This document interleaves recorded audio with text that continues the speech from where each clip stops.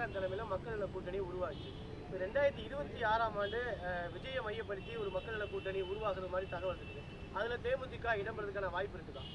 நீங்கள் நான் எவ்வளோ விளக்கமாக சொன்னாலும் மறுபடியும் நீங்கள் கூட்டணி கேள்வி மட்டும்தான் கேட்குறீங்க. அதனால தான் நான் உங்களுக்கு நான் பதில் சொல்லாமல் அவாய்ட் பண்ணேன். நாம் என்ன மாதிரி உங்களை அனுசரிக்கிறவங்க யாரும் அன்பாக நான் கூப்பிட்டு தான் உங்களை பேசுகிறேன். பட் நீங்கள் ஒரே ஒரு கொஷின் தான் என்ன கேட்குறீங்க, ஒன்லி கூட்டணி கூட்டணி கூட்டணி. அதுக்கு நான் உங்களுக்கு நிறைய வாட்டி விளக்கம் சொல்லிட்டேன். கொஞ்சம் எங்களுக்கு டைம் கொடுங்க, ஒரு கால அவகாசம் கொடுங்க. இப்போ எங்கள் கட்சியை நாங்கள் ஃபோக்கஸ் பண்ணுறோம், எங்கள் கட்சியை ஃபஸ்ட்டு டெவலப் பண்ணுறோம். அதுக்கப்புறம் அதுக்கான டைம் வரும் பொழுது உறுதியாக யாருடன் கூட்டணி, எத்தனை தொகுதி, யார் வேட்பாளர் எல்லாமே உங்ககிட்ட நான் உங்ககிட்ட சொல்லாமல் நான் யார்கிட்ட சொல்ல போகிறேன் சொல்லுங்கள். ஃபஸ்ட்டு உங்ககிட்ட தான் உங்களை தான் அழைச்சி சொல்லுவோம், அதில் மாற்று கருத்தே கிடையாது. அதனால் கூட்டணி பற்றி கேள்வி இப்போ வேண்டாம். அதுக்காக ஒரு டைம் லிமிட் எனக்கு தேவைப்படுது. அதுக்காக நீங்களும் அந்த கேள்வியை அவாய்ட் பண்ணிக்கங்கன்னு நான் கேட்டுக்கிறேன். இல்லைங்க, இது வரைக்கும் எங்களுக்கு அழைப்பு வரலைங்க. வந்தால் உங்களுக்கு சொல்கிறேங்க. ஆமாங்க, ஆமாம்.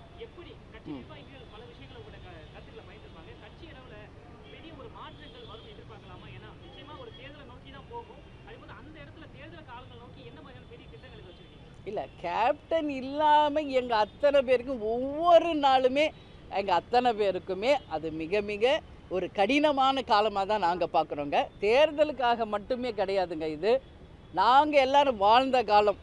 கேப்டன் அப்படின்றவருடைய ஞாபகம், எண்ணம், அவருடைய எல்லாமே எங்களோட ரத்தத்தில் ஊறி போன ஒரு விஷயம்.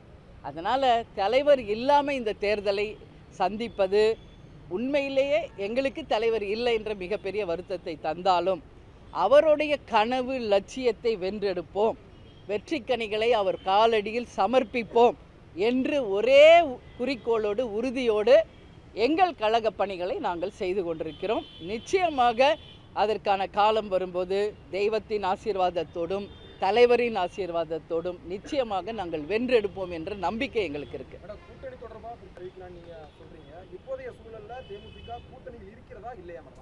அதையும் உங்ககிட்ட கிளியராக சொல்லிட்டேன்னு. எங்களுக்கு ஒரு டைம் வேணும், எந்த கட்சியில் நாங்கள் கூட்டணியில் இருக்கிறோம் இல்லை அப்படிங்கிறத நாங்கள் சொல்ல எங்களுக்கு கொஞ்சம் டைம் கொடுங்க. ஏன்னா ஒரு 6 months எங்கள் கட்சியை நாங்கள் ஃபோக்கஸ் பண்ண வேண்டியிருக்கு.